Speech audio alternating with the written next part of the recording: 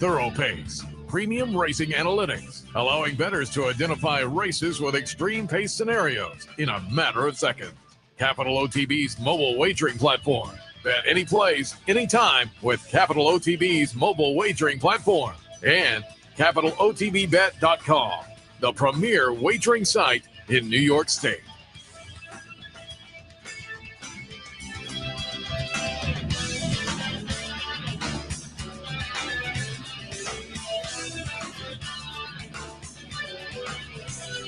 Good morning, ladies and gentlemen. Welcome to the Handicappers Report alongside Seth Merrow. I'm Anthony Mormino, and no, I'm not wearing my eyeglasses because the weather changed so dramatically, which it did.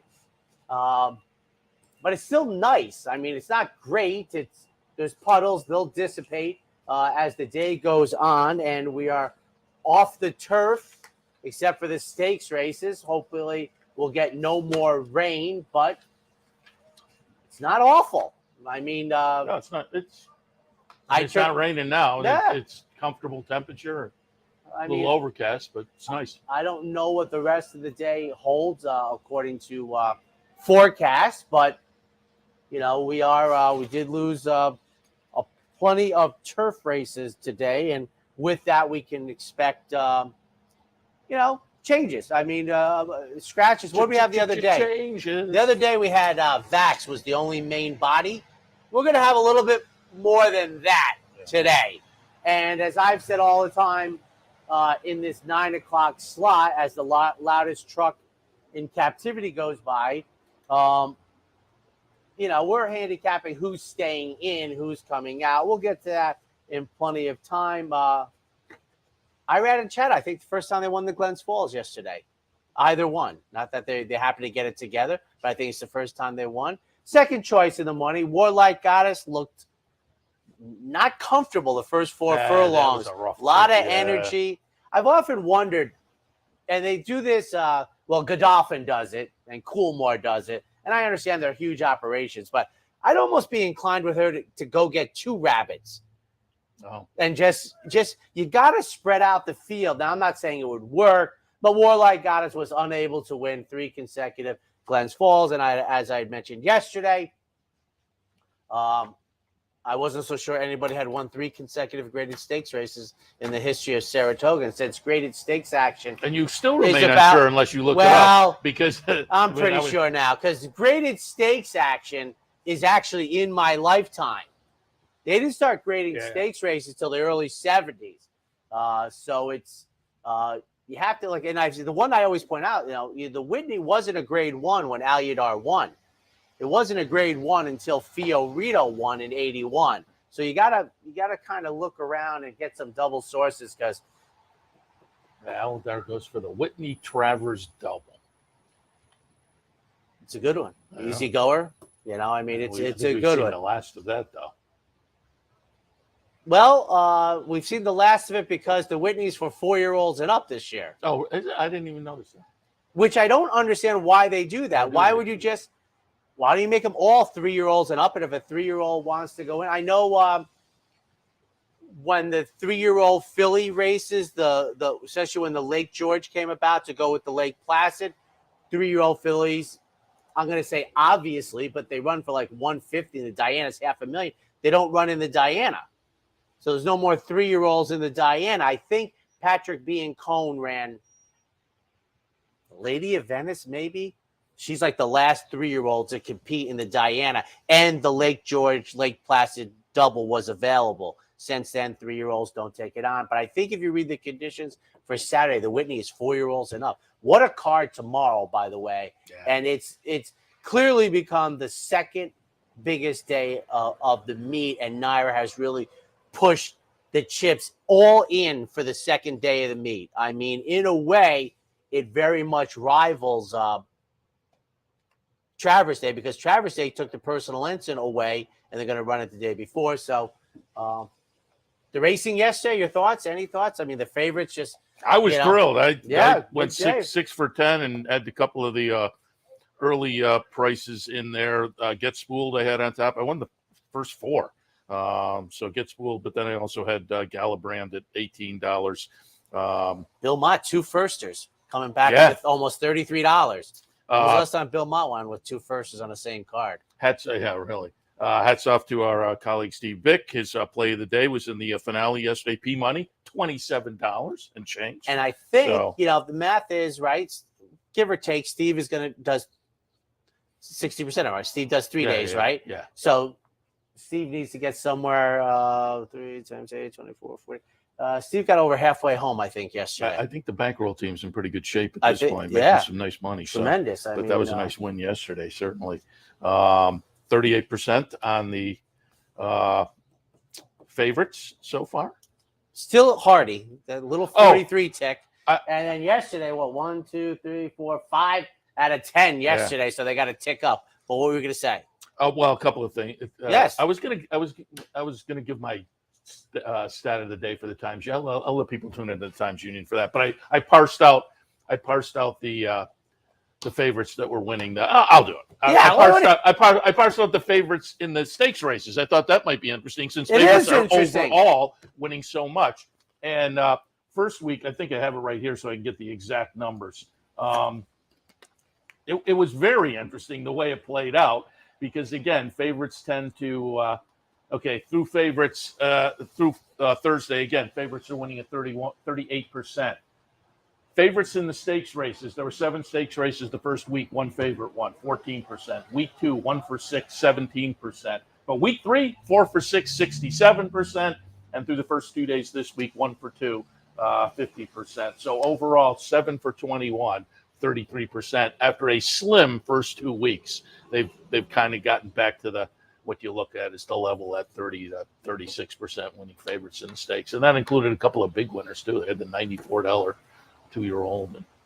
But yeah, the first 2 weeks, the favorites struggled a little bit as compared to overall. The favorites really struggled the first couple of weeks, but now it's evened out. There was a race yesterday. I don't know, it was a suspended campaign, but we haven't seen this too much in New York because I have a vested interest in a different horse. And we had one of those crushing late changes. We're gonna have a tight show tomorrow, but I'm gonna look it up. I was like, my eyeballs went, and it was one of those situations that I love. Beat them. I'm like, they do lose, but that was one of the. And I did go to the Jockey Club site. I tried to click on a couple links to get the streaming show. It didn't work. Wasn't posted on YouTube. That wasn't good. But I saw the list and the topics. Timing of races was not on it. Distance of racing, confirming the exact distance of racing, wasn't on it. I'm like, and the other thing that I saw, because it was a marketing thing and I wanted to touch on it, I go, I don't know what the answer is, but I know one thing because I work around ordinary people. You're not in the sports section. Who knows? Like if a tree falls in the forest, we're not in sports sections in America. I look at the Washington Post, no Laurel. I'm like, I talk to people all the time in our market. They're like, really? They're just like, I don't know what the horse racing game can do about that. I mean, the media landscape has changed so much that they just, newspapers dropped it. I mean, you could buy space, I suppose, but I don't know whether that's palatable or doable exactly. But yeah, it wasn't the racing game didn't opt out of the media. The media opted out of the racing game. Yes, but I think there's a way back in. How? Well, if they don't want you, they don't want you. Well, and I think what do they want? They want you to buy ad space. That's a good question these days with the number of newspapers that are closing. I think the print medium is. There's 30 newspapers you'd want to get in at a $50,000 advertising buy at $1.5 million. You're in. You're in. If you go to a paper and say, I have $50,000 worth of advertising, there's a horse racing column, you get the horse racing column.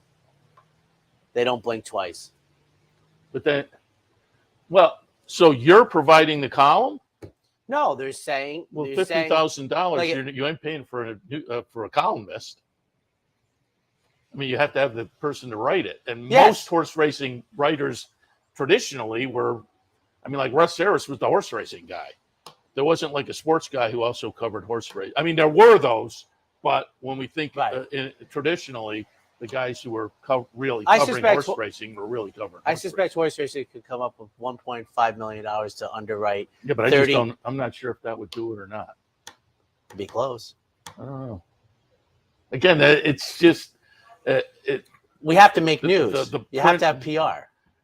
I totally agree. I just think the print medium landscape has changed so much. It's hard. Well, yes, the print part, but that's just like a euphoria. Like I read the Washington Post newspaper every day. I don't read it in a newspaper.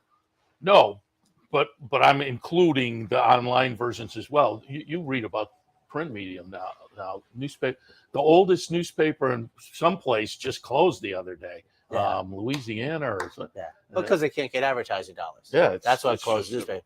The subscription. I always wonder why don't they raise subscription rates? I think they all realized they blew it when the internet came in and they offered stuff for free. People won't pay. I think is that it really? People have just gotten used to free. Okay. And I don't think I'm buying more and more. I must be atypical. I think you are. I mean, I think that's what killed it, because a lot of these, if they go to a subscription model, they're toast. Really? Okay. All right. A lot of them. I mean, like the New York Times has worked it out, but the smaller newspapers, not so much. Really? Yeah. Okay. Unfortunately, I think it's bad. But I think it's. You could talk to me about it. The media. I'm a graduate of the Newhouse School, and I like thinking about media and talk. So can horse racing can never get back in? Beyond horse racing, I think having newspapers disappear is bad for everybody on multiple topics. Yeah. All right. Yeah, I think it'd be tough for horse racing to get back in. Yeah. Yeah. Listen, I watch ESPN.com is my go-to site. Usually the Derby is the only time horse racing. Oh, well, that is kind of surprising. The Sports Network, who has kind of given up on horse racing. Well, I think before they needed it because of inventory. Now they have I say to people, this is a big thing to me. The Fox show, right, is almost exclusively on FS2, which if you're at home, FS1 is a much better watch. They have a talking head on instead of horse racing. So instead of actual sports on a sports channel, they have somebody talking. Because FS1 is brilliant to look at. FS2, not so much. Like I always look, Andy usually gives the schedule at the end of Talking Horses, and it's just relegated to FS2. And now that's an area where, and also has fewer subscribers, FS2. Like horse racing has to find a way, like what would it take to get to FS1 constantly? More viewership, better high def channel, everything. Well, I give them credit for doing what they've done so far, though, with that show. I mean, I think that show it definitely is a positive for horse racing. Absolutely. Beyond New York horse racing. Absolutely. So, and I think there's an example where it provides the inventory for FS2. Yeah. They're not looking for inventory on FS1. Yeah. So that's I was also, because again, when I did that stat, I was going to go in a different direction. I was going to say I had Ray and Jay from Low Rollers in here yesterday. How'd you do? And because my first two bullets were $14 in race 1 and $18 in race 6. At that point, I'd also taken a shot with Mr. Kringle, who was my kind of other. Yes, he seemed to be a third and still paid $7, so that was okay. So I still had two bullets left. I went and I looked, and I was sitting number 2. Well, where were you after the 6th race? I was number 2 on the with 2 bullets left. And then I just couldn't do anything. I had a horse hit the board, I think. So they ran over the top of you? But the Bold Endeavor, you're at the 8th race, and the 9th, they don't include the last race. So when Bold Endeavor won at $44, I was like, there was over 200 people in the contest. Ray and Jay said, being odd, a lot of new people were trying it. Great, good for them. And hopefully folks get into contest play. And I continue to say, we have the tourney bets over on Capital OTB, so check that out as well. Now, if it was pick and pray, who has Bold Endeavor? Well, exactly. That's what I'm saying. You have 200 people. Pipeline. When that one comes through, I'm thinking, at least 5 or 6, and sure enough, 5 or 6. So I popped down. I think that was 12th. That's what I would love to know. Did they at 1:05 in the afternoon like Bold Endeavor? I think these were people who were like, I'm in. I got to win. I'm 100th out of 200. Yes. What's going to move me? Yes. So, and I don't like that, but that's just my feeling on it. And one thing about sitting in this chair that sometimes I liked not going for Pipeline on top. That was finished last. I had him third. I mean, we said yesterday could go either way with that and one, but I had that last furlong and a half. I had a little confidence, and they had confidence in him. They bet him off the. I'm like, jeez. Let me just hit the promos Yes. and events coming up. Today at the Clubhouse Racebook Trifecta Challenge. It's also the Bounty Bet today. Play the late pick 5 with your Capital OTB bet account for a shot at the Bounty. Tomorrow, Fan Appreciation Day at the Woodlawn Branch. Stop by and give us our chance to say thank you to you. $100 Play the Board contest at the Clubhouse Racebook. And Sunday, it's the double promo day, match bet and exacta board coming up. Clubhouse Racebook, 711 Central Avenue in Albany. Don't forget today, noontime or so, entries open up for the show pool, and I promise to try to get at least, I want to get through a couple of legs.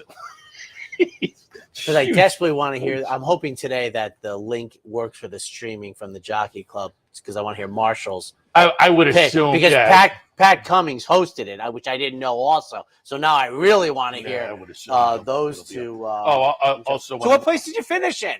After I think I was 12th. I didn't go down after the last race. Okay. Check the leaderboard, but after 12 is good out. Beat 187 people. Oh, and also you keep the money that's on your card. At the end of the day, you pay $40 to get into the contest. You have a $30 card. I had $80 on the card, so that's tremendous. It was a decent. I was happy. I always feel good if I beat the contest. I want to win, obviously, but if I can get more than $40 or more than 30 on the card, I'll give you a marketing thought, because of the nature of it, right? So the players subsidize the purse money completely, right? Yeah. Why isn't there one every day?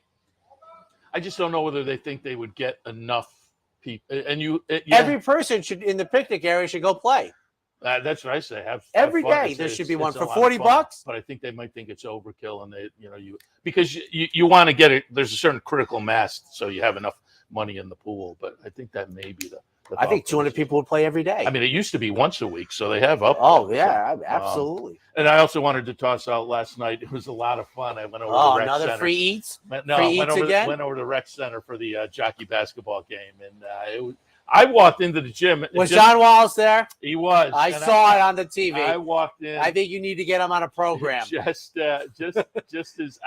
He does not seem in his fighting weight. It was about 7-4, so the game had just started. But as I walked into the gym, I think John Wallace said slammed. I didn't quite see, but the place erupted. It was rocking over there. Huge crowd. I saw it on TV. And it was a lot of fun. Who was the ringer? And Will Walden is very good. Elliot Walden's son. And then there was another young guy on the Horseman team that was and the Horseman won for the first time in a number of years. It came right down to the last couple of possessions. It was fun. Right. A lot of fun last night. Because you said there was an assistant trainer. And the rumor had been out there. There was an assistant trainer ringer. That's good. No, I think I was Channel 13 News covered it, and it looked lively. Yeah, let's say it was fun. So I'm guessing it's Friday, so that constitutes the weekend. So the DePaula play of the day will be the Brooklyn Cowboy. I think that's right. Who's got to follow up Steve Bick's home run? When you think trucks, think DePaula. Then come join the family for value. Just visit, call, or click. This week, get 000 savings on every new Chevy car, truck, and SUV. So come join the family and think DePaula for all your automotive needs. Hello, everybody. Kevin Cox, the Brooklyn Cowboy here with your DePaula play of the day from beautiful Saratoga Race Course. We'll be giving you our plays of the day on Fridays and Saturdays throughout the meet, and we'll be basing our success on a 50 to win, 30 to place, 20 to show wager. And after showing a flat bet profit last year, we're doing the exact same this year through our first 6 wagers. Today's play of the day is in race number 6, the number 4, Happy Bob. This one was claimed by Linda Rice for $40,000 2 starts back, and after putting forth a decent showing, first time off the claim, is now halved in price this afternoon. Given that the connections stand to lose a couple of $1,000, should a claim and a win ensue, you would have to figure this one is fully cranked up.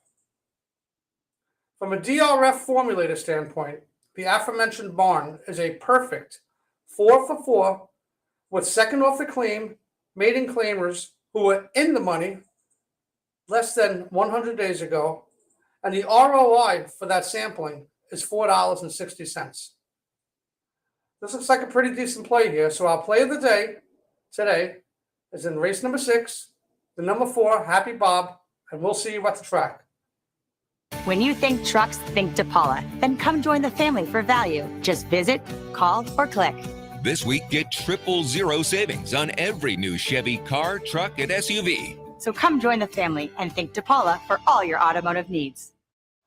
And welcome back, ladies and gentlemen, to the Handicappers Report on yes, it rained a lot. We're off the turf so far, everything but the stakes races. We're trying to hold them together. And each and every Friday down at the Clubhouse Racebook, 1 to 5, a barbecue. So we're certainly hoping that Mother Nature participates nicely so we can get that barbecue underway. As I said, it's pleasant out now. I mean, except for the puddle I can see. It's not. I've seen far bigger puddles on Western Avenue, and the fact that we're off the turf. But in what we're experiencing right now, barbecue should be sensational. 1 to 5 this afternoon. $8, burger, hot dog. Oh, they're going to lose on me with pasta burgers. salad. I'll beat them on burgers alone. Not retail costs, wholesale costs. I'll beat them on the $8. I love burgers. Yeah. One of the best things for me was the evolution of the gourmet burger shops versus the classic. I love Wendy's, but we grew up with Wendy's, McDonald's, and Burger King. But now you got Five Guys. I'm you got not Burger sure Five Guys is like an elevated to me. I think it's elevated from them, but it is not in the top 5, all puns intended. I haven't tried some of the these. other ones. Like there's Wi-Fi, there's Smash Burger. Burger Fi. Burger Fi. Fi. Yeah, that's a Burger Fi. good one because it's a soda. They guy. probably have Wi-Fi in them. They do. By the way, they do. Our son can attest to that. But yes, good little stutter. But you're like, I caught it. Very good movement. All right, we got 11 races today? I think so, right? Yeah. I know it's a bunch tomorrow. Yeah, it's 11 today. Post times 110 as per usual. There are going to be many changes, I believe, forthcoming in the main body of the races. So we will get through it. And I said to Seth, I'm pretty sure about this. The TU and Capital OTB, it's 5, 5, and 6. We sound like an NHL hockey team in the 70s with all these ties, but moving along. In the opener today, 3-year-olds and up, maiden special weights going 6. 2, 4, 10, and 11 at this point are off. In the opener, I have it 4, the 1 entry, 3, and 6. I'm going to put Wicked again on top. Master of the obvious here, but off the first couple of starts, just seems to have the edge on this bunch. I mean, if this horse gets back to that number last time, clearly has the edge in here. Now, that said, the 1 entry opportunity set and indexed fund, I think both of these have fired numbers so far that are kind of comparable to the top pick. Maybe have to move forward a little bit if the top pick runs a best effort, but not much for the Klarovich Chad Brown entry. So they fit. As I say, on that last effort, while Wicked again has an edge, but it's not a huge edge, particularly if these horses move forward a little bit. Ludwig, similar scenario. Last couple of starts, improving numbers in the last 2. Add some blinkers today. First time gelding symbol. For this one to improve wouldn't be out of the question. And again, not going to have to go forward too much to be with the top pick. But the top pick, slight edge in here for me. 4, the 1 entry, 3, and 6. What intrigues me about this race, and Seth, I'll ask you, if there are no scratches in this race and the 1 entry runs as a coupling, I think the wagering will be close. David has 6 to 5 the entry, 7 to 5 Wicked again. Now, I think if opportunity set scratched, they would be close. I think if index fund scratched, I think Wicked again would become the favorite. Yeah, I think it's actually an intriguing first race, whether there's a scratch or not, and then how the betting goes, because other than that, I think we have the race surrounded. I think it's you have for folks that don't know, we don't have the capacity to put the 1E up. So Seth, you like the entire entry. I like the 1A. I like index fund in here. But I think it's clearly Wicked again versus whichever. You said we don't have the capacity to put the 1E up, but clearly we do because we put Well, the 1A up. I didn't want to say how this worked, but the capacity when the thing was set, didn't realize there was a possibility of the letter E. There was only a letter A. A little too far up. It wasn't. No, it was a non-horse racing person that. So they didn't. But yes, so you had to go. Yes, we had the capacity. We didn't do it. But it's the 4. I think the 4 is the favorite. I take the 4 over the entry, as it were. And I think if the entry gets softened up, I think Wicked again becomes the favorite. So I think it's. I think Brian would say, right, it's got to be the start of, right, the early pick 5, right? I think you take the 1 and the 4 and you move on. Yeah. Second race today. Again, they're off the turf. It was scheduled for 5.5 on the grass. This is one of those restricted, auction price maiden special events. Race number 2. Which was the case with Galabrand yesterday. The restricted races, which we love. Yeah, great idea. 1A's and AE 11. 12, 2B are main track onlys. And, what has been thought about when they started these races, how much will the race change and who will stay in? Like, for example, Picata Prince, who's in my mix, I'm definitely staying in. Munnings and Ghost Zapper, I'll take my chances at 5.5. I'm 2-5-7. Better luck, I'm staying in too, perhaps. And this is where we're at a bad spot. Joe Sharp, who has already won with the first two early in the meet, just wake up and be like, no, I know he can't run on the dirt. So, they know. But if Better Luck stays in, I'm with Joe Sharp. And if Picata Prince, the 5, I'm 2-5-7, stays in, I am definitely in. And if I had to bet a Pepsi, Seth, I say they're staying in with Picata Prince. And then the 1 turf for us is Captain Bob's 29. We have Maria's Mon on the bottom. That's a turf influence for me. You have Warfront, but I'm staying in too. I think Maria's Mon's Champagne might have had moisture in the racetrack. I don't know for sure, but my thought is this race is going to stay strikingly similar as a 5.5 furlong dirt sprint. Yeah, and again, put dirt picks up on the 1 sheet. Now, were yours radically different? No, I was about to say, you will see on the 1 sheet. With the main track onlys, I pulled in the 12 at the bottom of my mix. Yeah. The 11 Rudy might be a little bit interesting by Matoli. The 2B didn't intrigue me at all. So I had it on the turf, 4, 5, 2, and 7. On the dirt, I'm just going to pull the 12 in at the bottom of that mix. So for me, the number 4 stays on top. Stuck on You.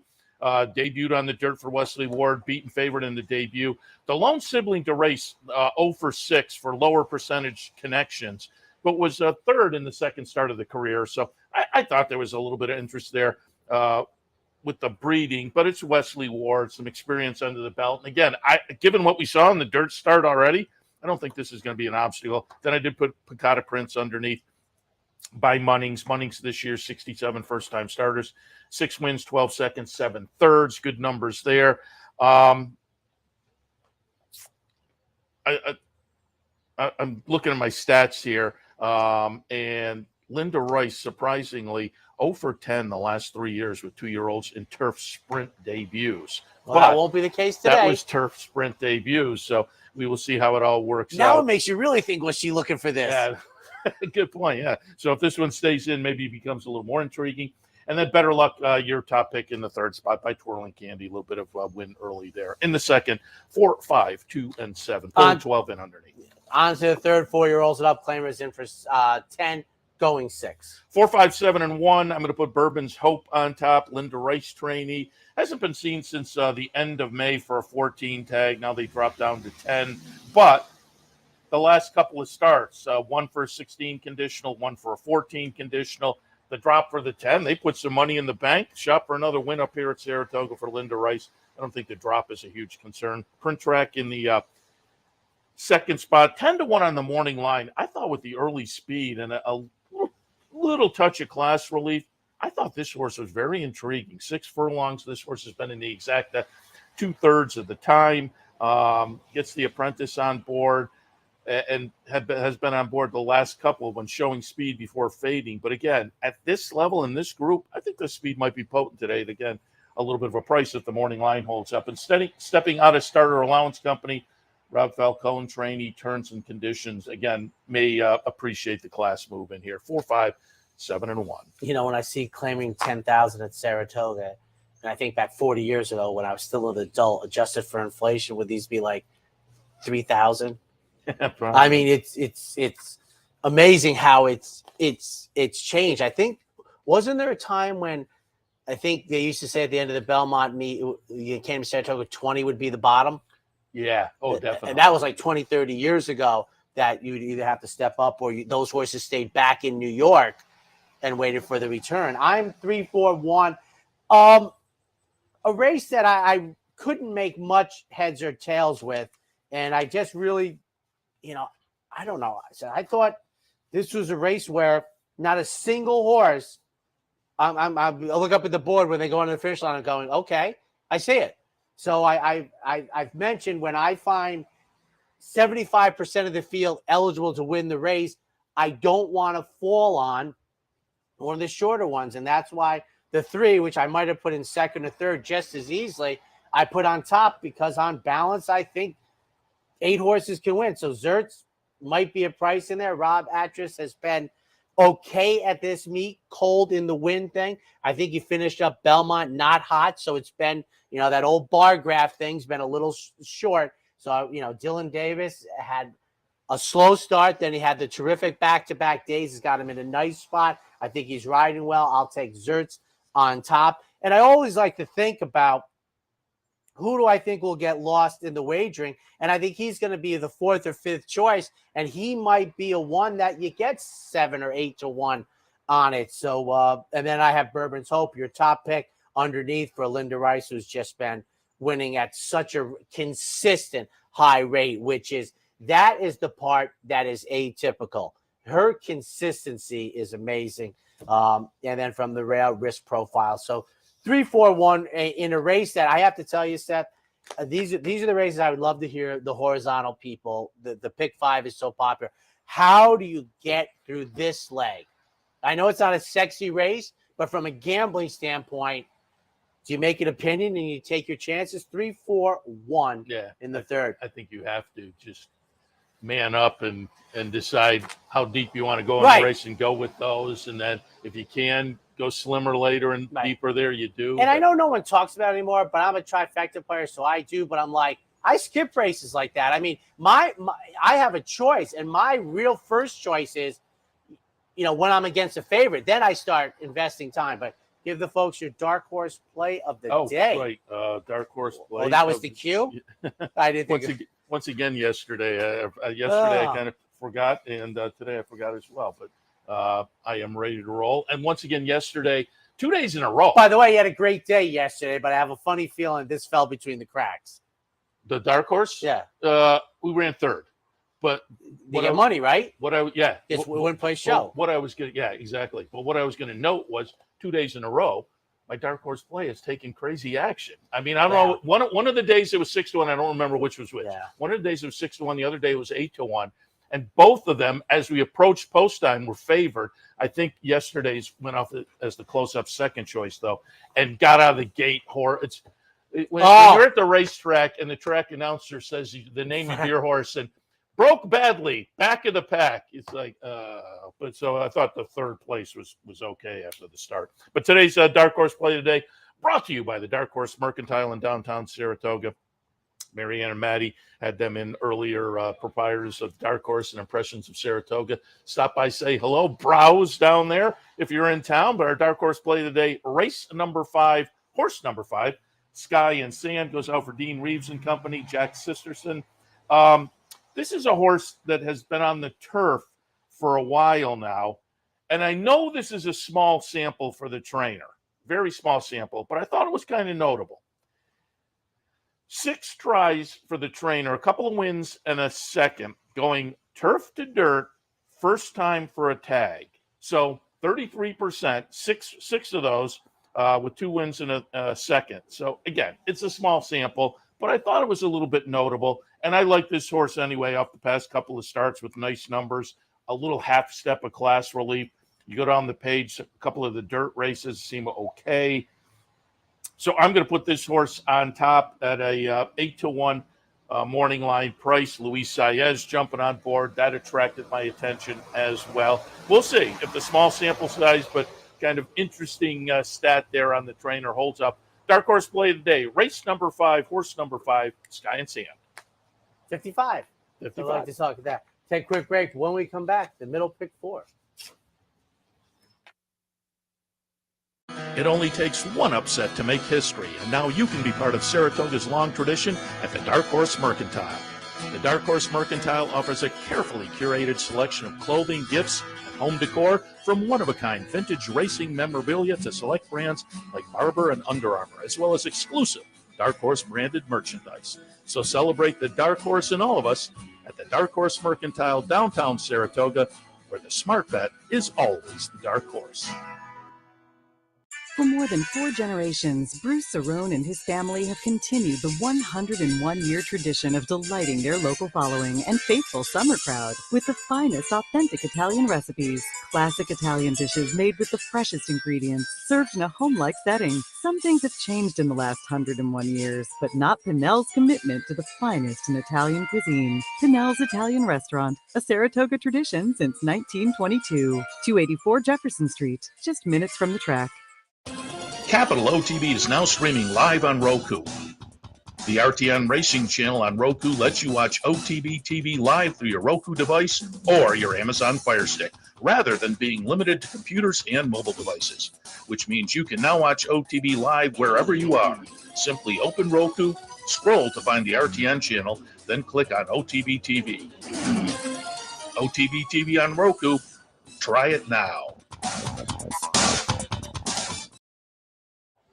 Welcome back to the Handicappers Report on this Friday morning. A little bit overcast, and obviously there is moisture on the ground and whatnot. There was some rain. I walked out of the jockey basketball. I walked into the jockey basketball game. Nice night. Walked out of the jockey basketball game, and it was raining. And man, it was thunder and light. It wasn't raining that hard, but there was thunder and bolts of lightning. Man, it was it was a light show, certainly. All right, 4th race this afternoon at Saratoga. State-bred maiden claimers. We were scheduled for 1 mile and 16th on the grass. This 4th race has been moved to the main track. And what's ironic is there are plenty of AEs, but only one MTO, and it's our good friend Mark Hennings, Embraceable Gal, who's 8-1 on the morning line. So once again, we go through the who stays, who goes, because many are going to stay. There's only one MTO, and based on the morning line is a mid-pack player. So looking at this, I'm thinking that I don't know how many of the AEs are going to have an opportunity to draw in, but this race looks like, unlike some of the others we've had, Seth, I'm thinking this might be the least affected going the mile out of the Wilson chute of all of them. And I have first-time starters in here, Jessica's Ride, but Jayla. Now, if I was thinking that this an offspring of Taurus, Giants Causeway might be coming out, saving for the turf. The 6 for Jimmy Bond, I would think, is coming out. Jessica's Ride, whose first-time tag, has only run on the dirt, was runner-up in the debut in the slop. I think Jessica's Ride with Katie Davis is staying. And by the way, just as a couple of us, I hope Jessica's Ride is staying. Is I know it's one of the most subjective things in horse racing, but I think there's so much agreement that inside yesterday was not good. And there was a couple horses who took the shortest way around the track that had like no chance and ran moderately well. Those are my single favorite horses coming back in tries. I don't think the MTO brings that much to the table. The 2 would move way up for me for Jackie Davis out of the cloud. But as I said, we'll wait for the scratches. I got to think. I don't think any of the AEs are coming in, Seth. I don't know what your thoughts are. I'm going to be very interested in the scratches. If I could have any early scratch, it would be for this race because I have no clue. And the MTO, I don't think helps you. Did you have the MTO? Well, I have Kip O'Neill from Windy Leaf Farm today. But I did. So let us know. I did not use the 16 as the second-time starter off the debut effort. I went 5-8-2-1.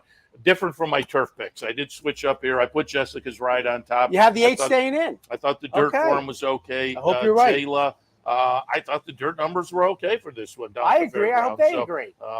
And then Out of the Cloud has been racing on the dirt up at the Finger Lakes against the Maiden Special Company, gets a little class relief. And again, I think they'll stick in with this one. You'd have to think with some, okay dirt form. Yes. So we'll see how it works out. But again, for me, 5, 8, 2, and 1. All right, there you go. On to the fifth race. We're going to go 7/8, capital B Claimers. 5, 7, 4, and 8. Again, this was my dark horse play of the day with the kind of the small but intriguing stat for the trainer. Turf to dirt, first time tag, 6 starts, 2 wins, and a second. So we'll see if this one makes that transition successfully at a little bit of a price if the morning line holds up. Patient Capital in the second spot. Plenty of nice positional early speed. Should be a player on that factor from Mike Maker, Javier Castellano on board. And then in the third spot, Carmichael going out off the claim for Robertina Diodoro. Claim down at Churchill last time, comes back right at the same level. And I think overall, if you look at this horse past couple of seasons, been in the hunt more often than not. I think he'll be in the hunt again this afternoon. 5, 7, 4, and 8. Same ballpark for me. I'm 8, 7, 5, joking way. First off the claim for the Linda Rice barn, who is doing excellent work. Her claims and then running them back has just been, she's been so good. 5 to 1 on the morning line. She owns this horse. I'm on the outside with good speed. The pedigree indicates that moisture shouldn't set me back. So joking way, my top pick in the mix for Sex Patient Capital is 9 to 5 on the morning line for Mike Maker, who's having a slow meet, and then Sky and Sand. And for the casual racing fan that we know really piques their interest at Saratoga, Jack Sisterson, forget what the numbers say, is a very good trainer. Oh, absolutely. So if it's a name that doesn't run a lot of horses nationally, you're not familiar with, don't be worried. 8, 7, 5. 6 race this afternoon. Maiden 20 claimers going 3/4 of a mile. 4-3-2 for me. Harry Bob, who's even money for Linda Rice. Second off the claim is, it's. I actually will say that I feel pretty confident, and this is, as you have said at other small tracks, you'll get these low-level claiming races, and a horse is like 1 to 5, and you're like, but Happy Bob is one of those horses where their worst buyer speed figure is almost good enough to win this race. I think it's between you have him for third, but Fast Boat to Sky to me is the lone danger.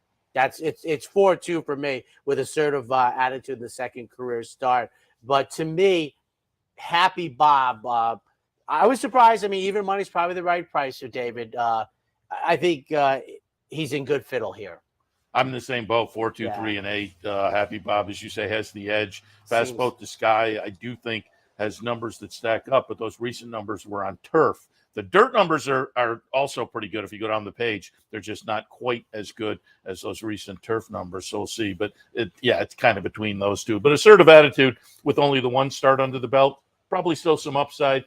Hasn't raced since last year, so now comes back as a 3-year-old and has the potential to come back and prove. But what maybe shy away a little bit from that one? I may have put that one on top. I don't like they're coming back for the tag. They debuted at Maiden Special and ran a good second. Now been off a long time, and it's always an interesting question. I mean, but I'm 4, 2, 3, and 8. Yeah, always a very interesting question. And I think off the record, maybe even on the record, I think trainers would be very honest about that, because I think it's a intrigue. You don't after the fact, maybe if the horse gets claimed. Yeah, we wanted it. Yeah, I guess. Good point. Take a quick break. When we come back, the late pick 5.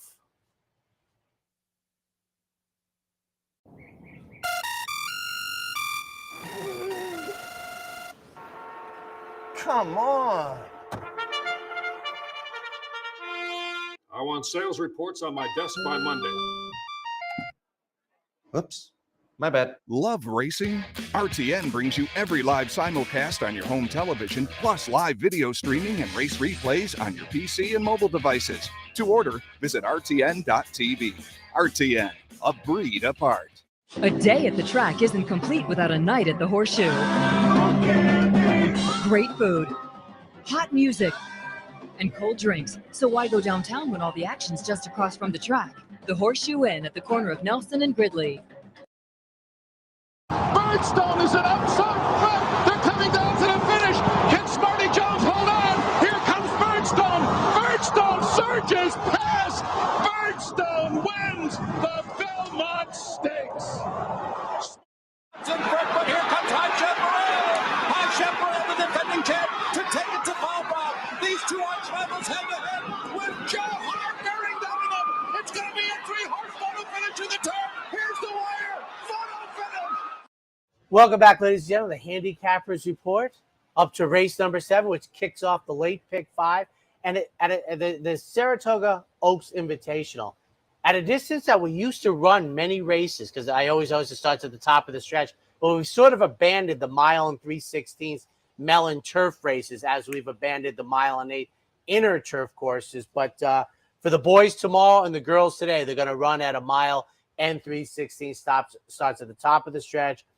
I think it's fair to say there will be given the ground. Middle leg of this turf series in New York for the fillies, same tomorrow for the males. Should it go on the dirt? I have it 4, 11, and 6. Right now, this one's on the turf. However, 9, 10, 7, and 1. Selenaya, if I came close to that. Jonathan Thomas, runner that in 4 starts so far has run very well, obviously, with 3 wins in the 4 starts, 2 of them this year. One of them, they shipped the horse out to Santa Anita to try grade 3 and won that pretty easily. So it seems like they have confidence in the horse, and the horse has lived up to that. So I'll tilt in that direction. Aspen Grove, European transplant, came over and won the first leg in this series. The Belmont Oaks, nice little stretch run, got this one up by 3/4 of a length. And Papilio, I like Papilio for Mark Casse in that Belmont Oaks. And if you watch the race, it was kind of, they're off, it's over for Papilio as she stumbled right at the break, but came on to run a decent little third. So if she offers a price, I'll play around with her a little bit as well. In the 7th, 9, 10, 7, and 1. In a race, Seth, that I felt 5 or 6 were live in the win spot, I very much liked the 7. Having never, I have no idea. There's a couple horses in here who have only raced over label that's firm turf. So we'll see what they like. I'm comfortable with Papilio. They give in the turf at Keeneland. I'm not as confident in my top pick in a race that I think on balance is deep, but I really like Papilio in here with Javier Castellano to get the win today. I have a bomber for second, All-American Beauty, number 5, who's going to be any price. It's 21 in the morning line, and this is a deep race. There's no way this horse gets found, but Shug is adding blinkers here, and that might be just the right tonic early in the race, and then a little late kick for this offspring of Into Mischief, and then another big horse strikingly spun for Joe Sharp. I'm on the outside. I'm going to settle, I think, in the long run into the first turn. But let me tell you, folks, the 1, the 2, the 3, the 4, the 9, all live. All live. I mean, it's going to be a terrific race, which it should be for this person. I'm looking forward to it. What's with a European horse named Caroline Street? What's going on with that? Hey, what's up with that? Could they be a Saratoga fan across the pond, or is there would not be unheard of? Is there a Caroline Street over there?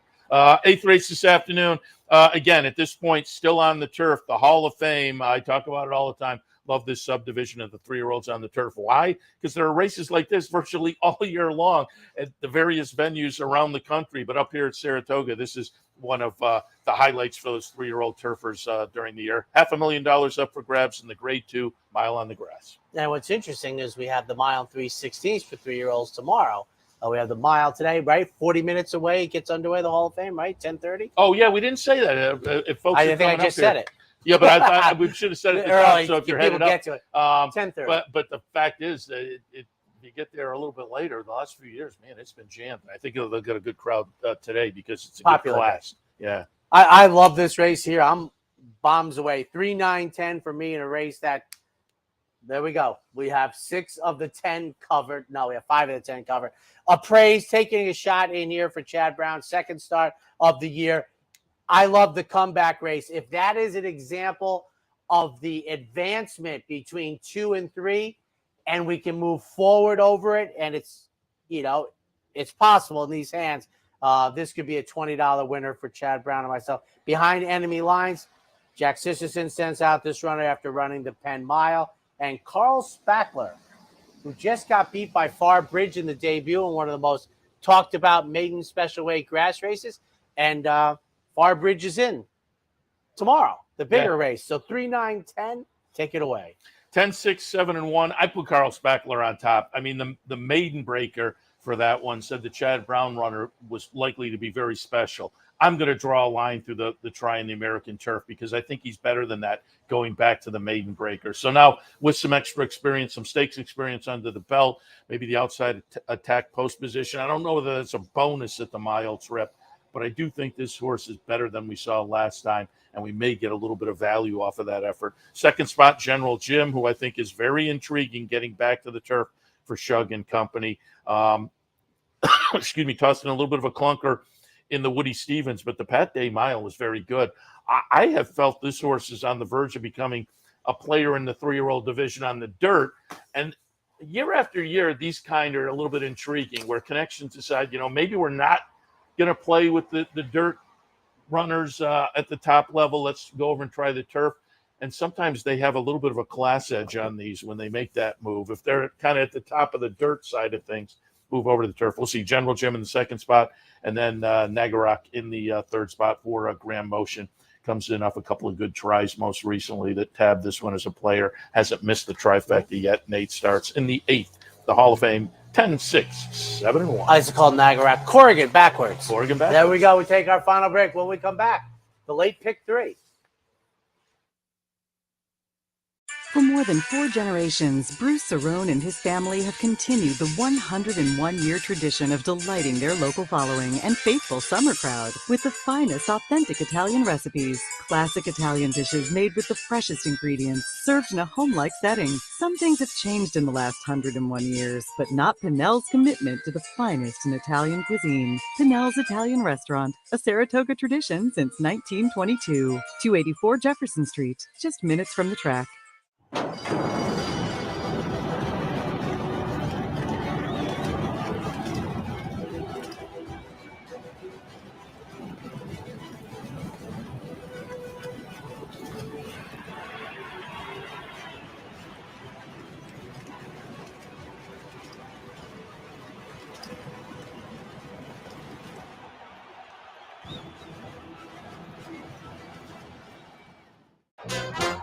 The only thing better than watching the races is watching your own racehorse. With nearly 20 years experience in the racing industry, Bonaventure Stables' share-based ownership program enables everyday fans to become part owner of a thoroughbred for far less than you might think, with all the ownership perks at Saratoga, Belmont, Aqueduct, and other great tracks. Experience the thrill and lifestyle of owning your own thoroughbred racehorse. Learn more at bonaventurestables.com.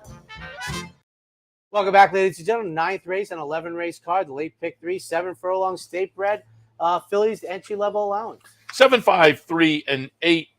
Put Timely Conquest on top. Mark Hennig trainee that won nicely in debut back in the middle of June. Off of that effort, I thought this horse could be a player, and we're looking at 4-1 if that holds up. Yes, has to go forward, I would think, but I'm not sure how much. Missing Fortune comes in off a big number up at the Finger Lakes.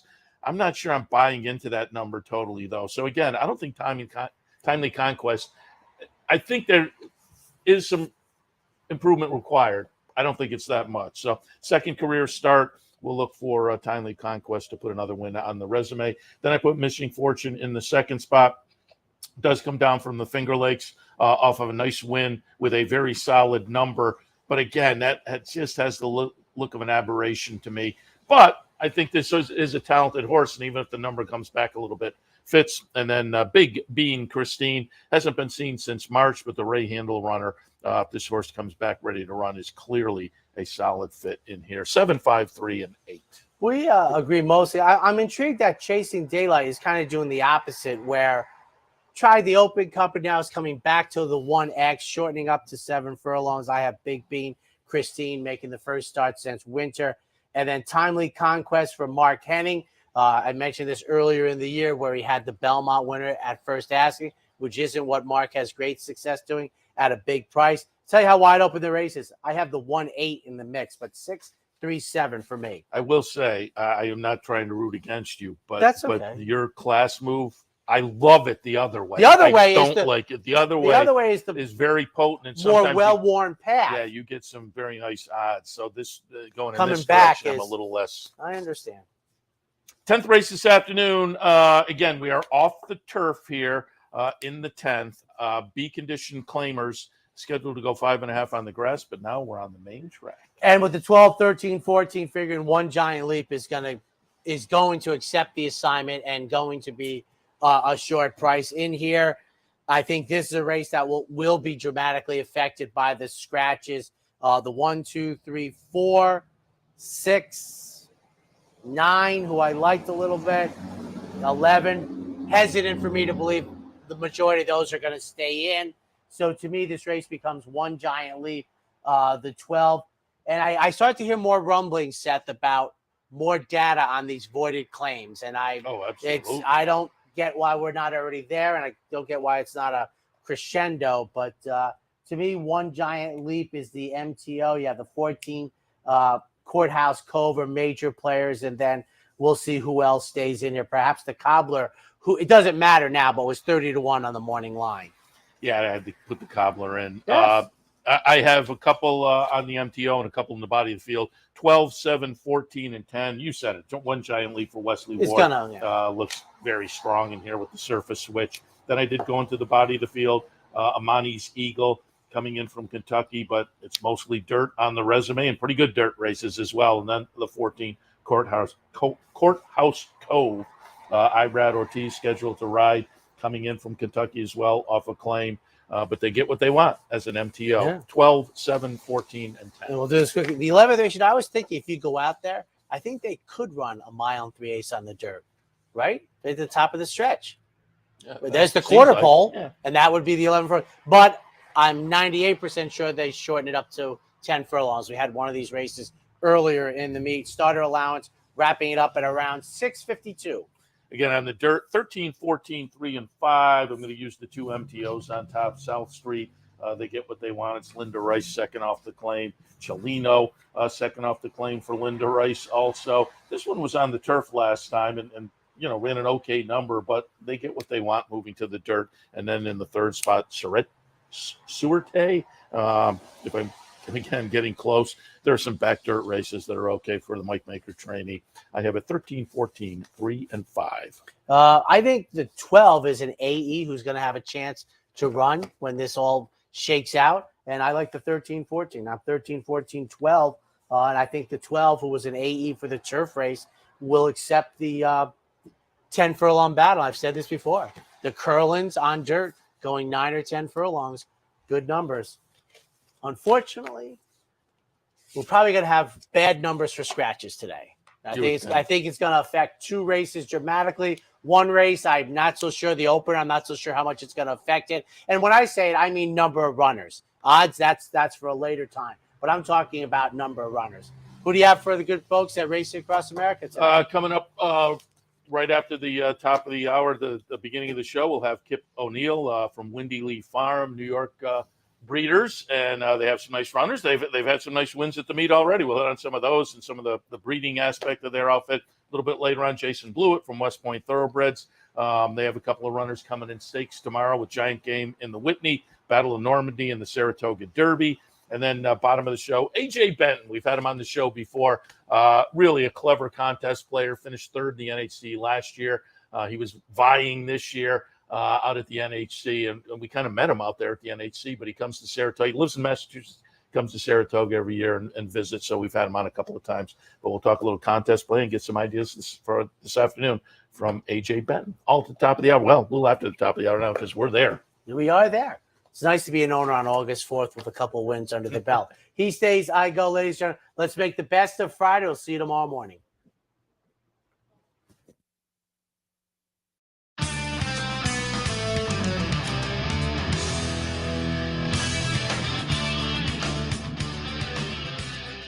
You've been watching the Handicappers Report. The Handicappers Report has been brought to you by Thorough Pace, Premium Racing Analytics, allowing bettors to identify races with extreme pace scenarios in a matter of seconds. Capital OTB's mobile wagering platform. Bet any place, anytime with Capital OTB's mobile wagering platform. And CapitalOTBBet.com, the premier wagering site in New York State.